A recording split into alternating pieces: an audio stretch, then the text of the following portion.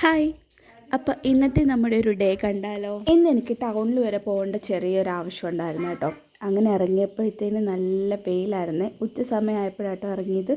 അപ്പോൾ നല്ല വെയിലുണ്ടായിരുന്നു. അങ്ങനെ ആ കൊട്ട വെയിലത്ത് ടൗണിലൊക്കെ പോയി പരിപാടികളൊക്കെ കഴിഞ്ഞിട്ട് തിരിച്ചു വരാൻ തുടങ്ങിയപ്പം അവിടെ വടക്കട കണ്ടു. അപ്പോൾ വിചാരിച്ചു എന്നാൽ പിന്നെ ചായ കൂടി സമയമൊക്കെ ആവാറായില്ലേ, എന്നാൽ കുറച്ച് വടയും കൂടെ വാങ്ങിച്ചുകൊണ്ട് പോകാമെന്ന് വെച്ചു. അങ്ങനെ കുറച്ച് വടയൊക്കെ വാങ്ങിച്ചു കേട്ടോ. തിരിച്ച് വീട്ടിലോട്ട് പോയപ്പോൾ അതേ റോഡ് സൈഡിൽ നിന്ന മൾബറി ചെടിയാണ്. നിറച്ച് മൾബറിക്ക് ഇങ്ങനെ കായ്ച്ചു കിടക്കുക, പക്ഷെ ഒന്നും അധികം പഴുത്തിട്ടില്ല.